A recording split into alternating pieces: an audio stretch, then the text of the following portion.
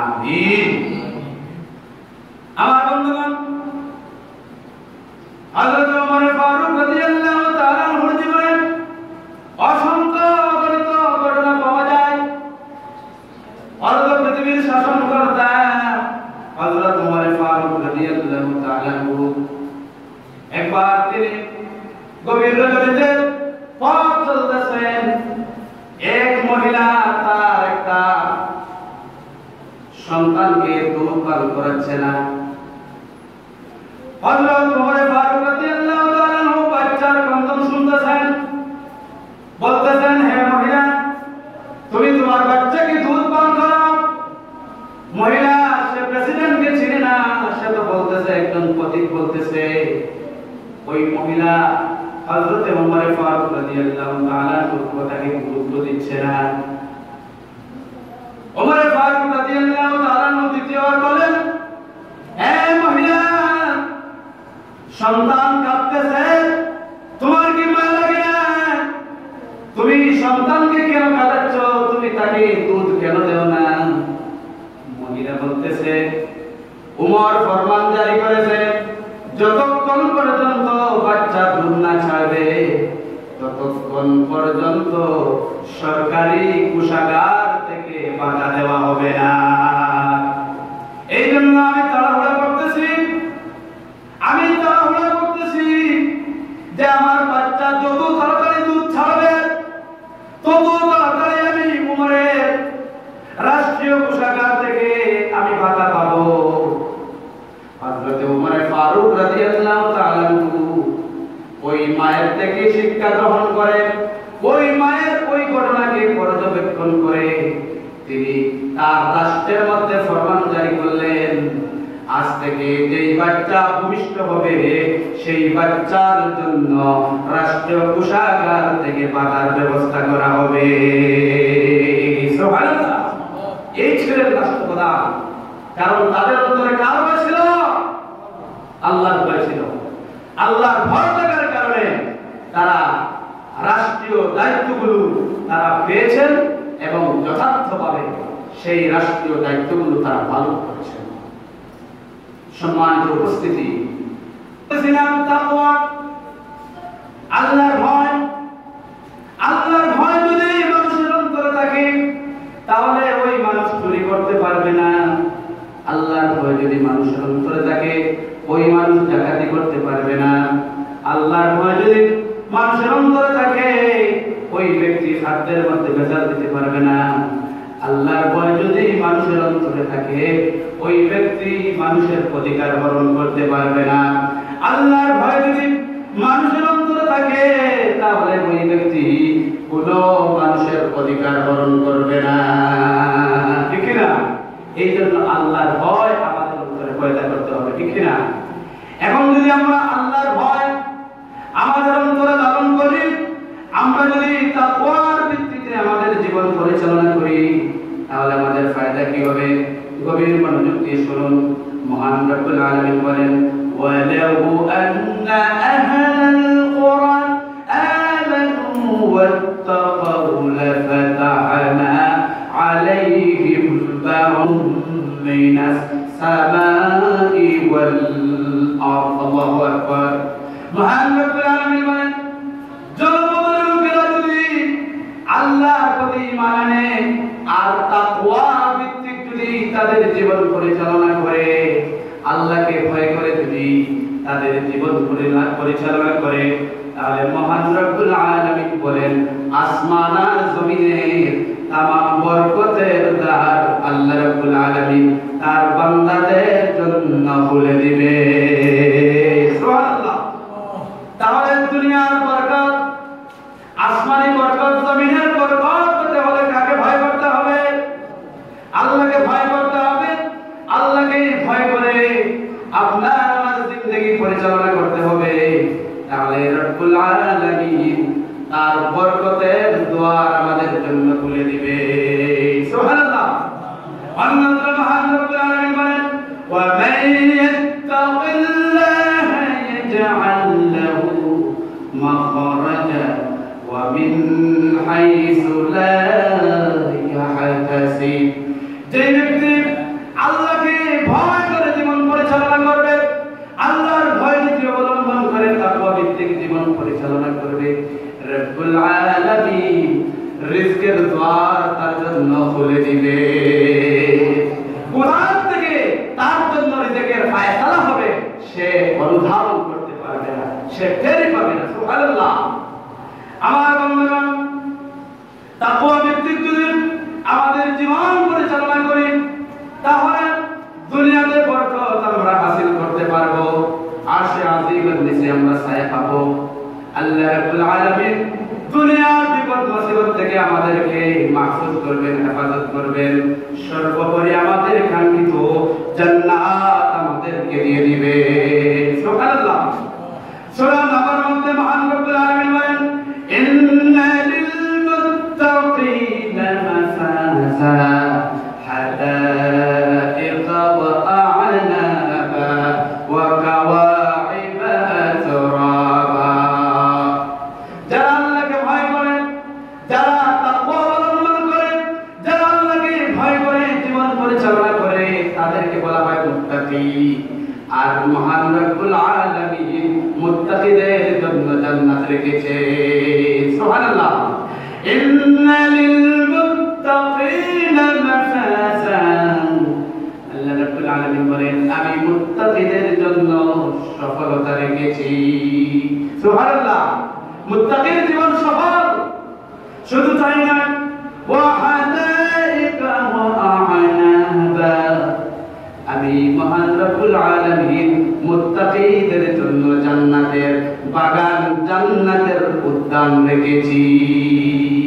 ওয়া হাদাইকা, হাদিকাতুল জামাল, হাদাইকা অর্থাৎ বাগান সমূহ, উদ্যান সমূহ, আইনাবুলের জামা আনা, খেজুরের আঙ্গুরের বাগান, জান্নাতের মধ্যে আমি অনেক উদ্যান, অনেক আঙ্গুরের বাগান মুত্তাকিনদের জন্য রেখেছি। সুবহানাল্লাহ।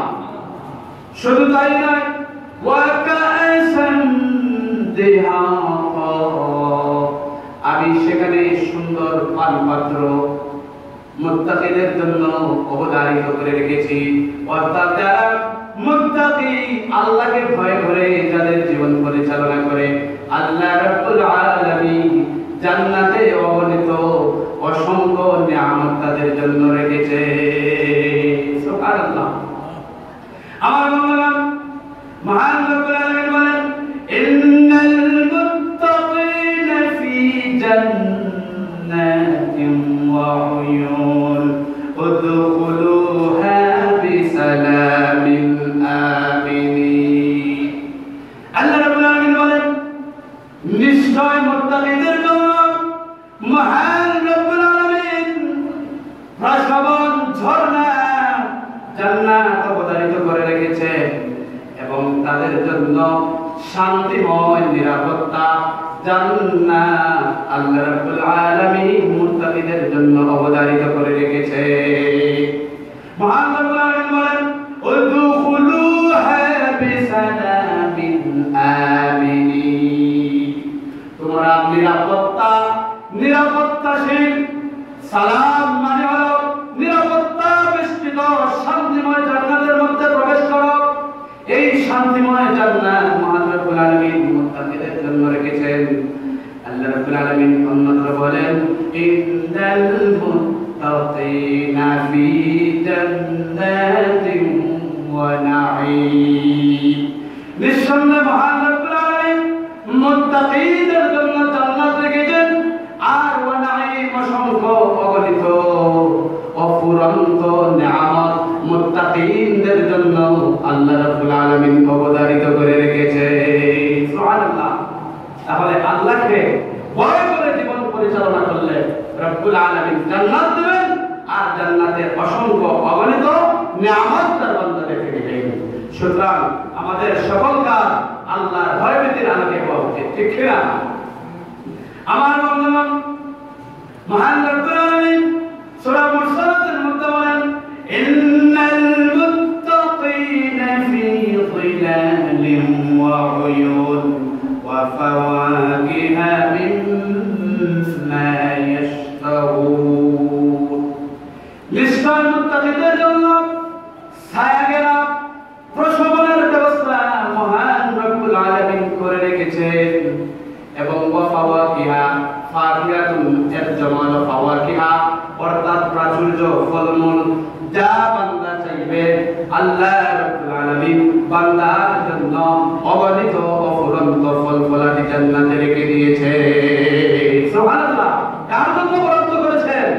মুত্তাকিনদের জন্য, যারা আল্লাহকে ভয় করে, তাকওয়া ভিত্তিক তার জীবন পরিচালনা করে। আল্লাহ রাব্বুল আলামিন জান্নাতে যা চাইবে, যা মন চাইবে সব তাকে আল্লাহ রাব্বুল আলামিন দান করবেন। বলুন সুবহানাল্লাহ। আরেকটা আয়াত বলে, অসংখ্য কথা কোরআন এসেছে, আরেকটা আয়াত বলে আমার আলোচনা শেষ করব ইনশাআল্লাহ।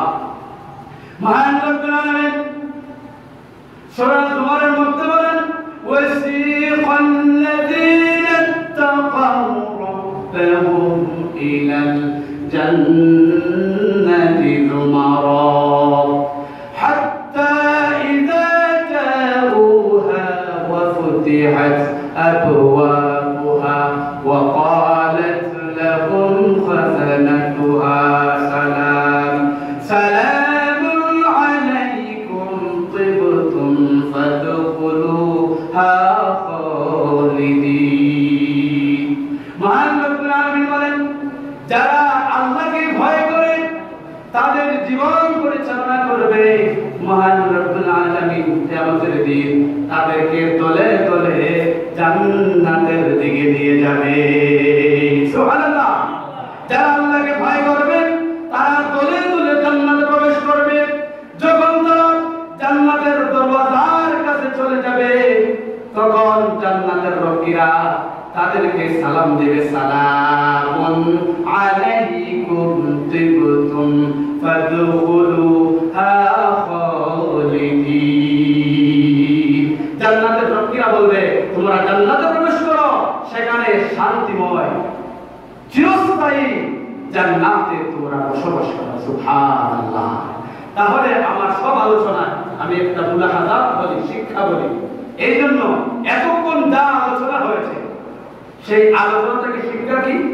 যে সেই আলোচনা থেকে শিক্ষা হলো, যদি আমরা আল্লাহকে ভয় করি, খাদ্যে বেজাল না দেই, আল্লাহকে ভয় করে যদি পরের হাই না দিলি, আল্লাহকে ভয় করে যদি রাষ্ট্রের অর্থ আত্মসাৎ না করি, আল্লাহকে ভয় করে যদি জিনার কাছ থেকে বেঁচে থাকতে পারি, আল্লাহকে ভয় করে যদি আমি আল্লাহর নিষিদ্ধ সকল কাজ থেকে যদি বিরত থাকি, তাহলে রব্বুল আলামিন পুরস্কার হিসাবে আমাদেরকে প্রথমে আরশে আজিমের ছায়ার নিচে জায়গা করে দিবেন।